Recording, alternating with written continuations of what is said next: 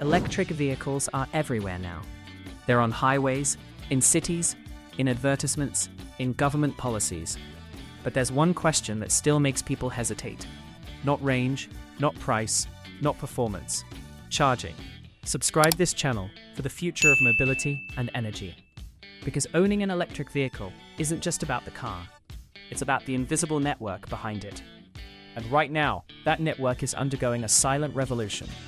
Ultra-fast EV charging is changing what it means to own, drive, and trust electric vehicles.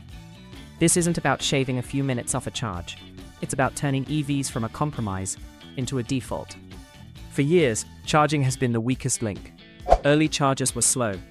Public stations were unreliable. Waiting 40 minutes for 200 kilometers felt like a step backward from gasoline. That friction shaped public perception. EVs were seen as city cars, second cars, careful planning cars. But ultra-fast charging is breaking that mental barrier.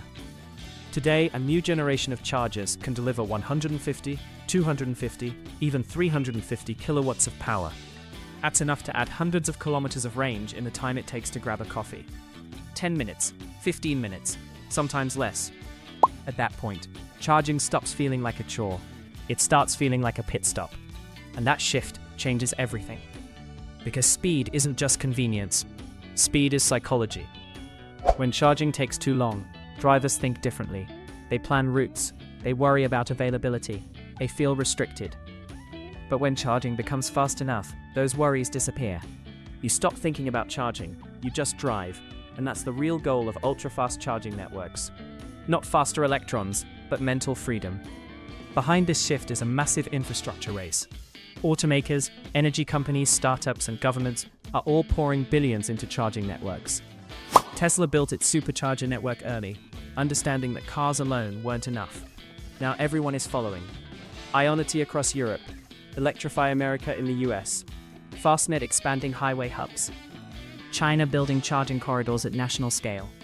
This isn't random expansion, it's strategic. Ultra-fast chargers are being placed where people actually drive. Highways, logistics routes, urban exits, rest stops. The idea is simple. If you can charge quickly where you already stop, EVs stop feeling different from gas cars. But ultra-fast charging isn't just about installing bigger plugs. It requires rethinking the entire energy system. A single 350 kilowatt charger can draw as much power as a small supermarket. Now imagine 10 of them running at once. That's megawatts of demand, instantaneously. Local grids weren't designed for that. So charging networks are becoming energy systems of their own. Battery buffers are being installed at stations to store energy during low demand and release it during peak charging. Solar panels are being integrated to reduce grid stress. AI is being used to predict usage patterns and balance loads dynamically. Charging stations are turning into miniature power plants. This is where things get interesting. Ultra-fast EV charging isn't just changing transportation. It's reshaping how electricity flows. Instead of one-directional energy, power plant to consumer, charging networks introduce flexibility. Cars become mobile batteries. Stations become energy hubs. In the future, charging sites won't just consume electricity. They'll stabilize grids, store excess renewable energy, and release power when demand spikes. EV infrastructure becomes energy infrastructure. But speed comes with trade-offs. Ultra-fast charging pushes batteries hard. High power generates heat. Heat accelerates battery degradation. So battery chemistry had to evolve alongside chargers. Modern EVs now use advanced cooling systems, smarter charge curves, and improved materials to handle rapid energy transfer. Charging speed tapers automatically to protect battery health. That's why you'll often hear numbers like 10 to 80% in 18 minutes. The goal isn't full speed all the time, it's optimal speed. Fast when it matters, gentle when it protects longevity. This balance is what makes ultra-fast charging sustainable. And sustainability is the real long-term test. Because ultra-fast charging networks only make sense if they scale responsibly. If all that power comes from fossil fuels, the climate benefits shrink. That's why many networks are pairing fast charging with renewables, solar canopies, wind-backed grids, green energy contracts. Some networks are even advertising 100% renewable charging, not because it's marketing, but because public trust depends on it. People don't just want electric cars, they want cleaner systems, and charging networks are becoming the visible symbol of that promise. There's also a cultural shift happening. Gas stations were places of necessity. Charging hubs are becoming places of experience. Lounges, cafes, workspaces, retail. If you're stopping for 15 minutes, that time can be designed. Some companies see charging stations as the new roadside ecosystem, a place where time isn't wasted, it's used.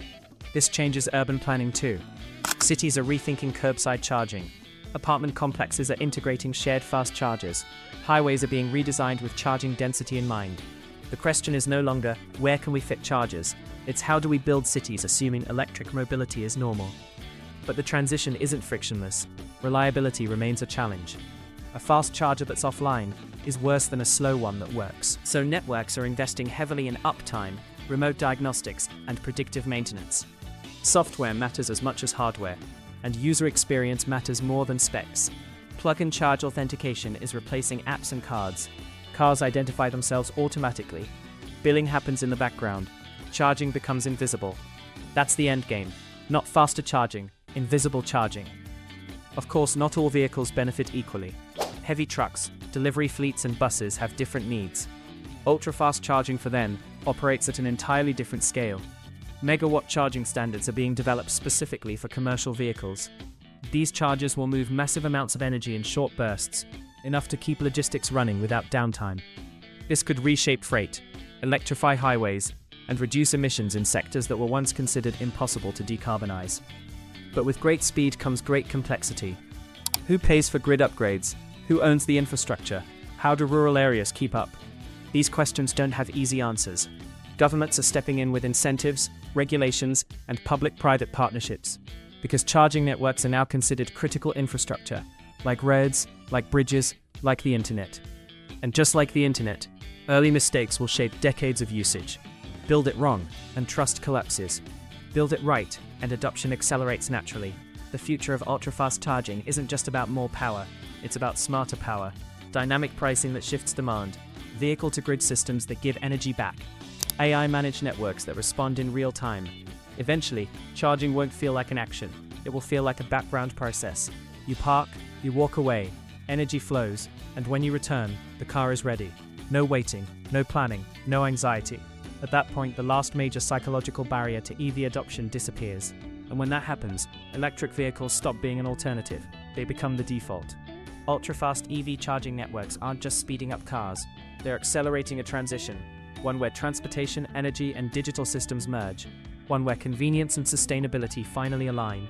One where the question isn't, can EVs replace gas cars?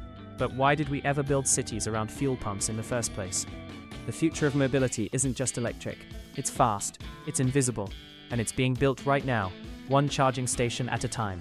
Like the video, subscribe to Fountable, and share your perspective in the comments.